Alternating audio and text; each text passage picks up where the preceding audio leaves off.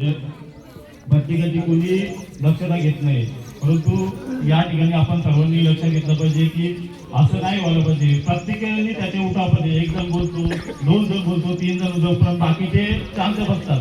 जर प्रत्येकाने उठाव केला, प्रत्येकाला निवडणूक हक्क आहे म्हणजे प्रत्येकाने त्यावर उठाव केला पाहिजे की बाबा आपलं मत कुठे जातंय, याबद्दल आपण काय केलं पाहिजे, याची सर्वांनी माहिती घेतली पाहिजे. खरं तर माहिती म्हणजे आपण नॉर्मल आपलं गुगल आहे किंवा युट्यूब वगैरे टीव्ही माध्यम या सर्व आपल्याला ती माहिती मिळते, परंतु आपण तिकडे लक्ष देत नाही. आपण काही रील बघणं, हे करणं, ते करणं, त्याच्यावर आपलं जास्त लक्ष आहे.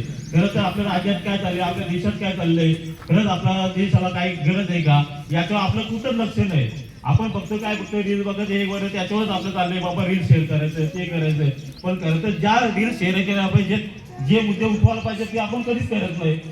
डान्स करणार त्याची रील शेअर करायची, बाकी गोष्टी त्याची रील करायची, पण ज्या गोष्टीची गरज आहे त्याची कोण करतंय का, ते त्याच्याकडे कोणाचं लक्ष नाही. या गोष्टीकडे पण आपण लक्ष दिलं पाहिजे. जेव्हा जी चांगली गोष्ट आहे, ज्या खरंच आपल्या देशाची गरज आहे, त्या ठिकाणी पण आपण उठावर केला पाहिजे, त्या ठिकाणी आपण बोललं पाहिजे. असं नाही पाहिजे काहीतरी शेअर होतंय, नाचगाणं होतंय, ते पण ठीक आहे, चांगलं आहे. ज्या गोष्टी चांगल्या त्याला केलं पाहिजे, पण ज्या खरंच गरजेच्या गोष्टी आहेत त्या ठिकाणी आपण केलं पाहिजे. तर त्या ठिकाणी आपण लक्ष केले.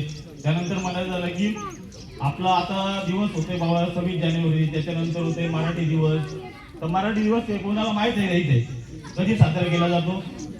कोणी सांगू शकते का? तर कोणी सांगू शकत नाही. कारण का आपण ज्या दिवशी मराठी दिवस आहे, ज्या दिवशी महाराष्ट्र दिन आहे, त्या दिवस आपण जागरूक होतो. इतर वेळी आपण जागरूक होतो का? नाही. फक्त काय करतो, स्टेटस स्टोरीला टाकायचे, त्याबद्दल थोडंफार गाणी टाकायची, झालं.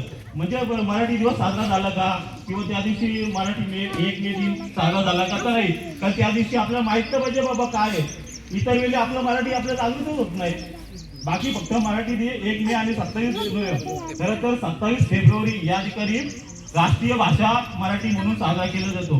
आणि ते का शेजागुरु कवी कुसुमाग्रज यांची कवी यांच्या जयंतीनिमित्त आपण तो साजरा केला जातो. आणि त्याच्यानंतर 1 मेच्या दिवशी त्या दिवशी आपण मराठी भाषा दिन साजरा केला जातो. परंतु बघायला अत्यंत लाजरवाणी गोष्ट आहे की कोणाला त्याबद्दल काहीच माहित नाही.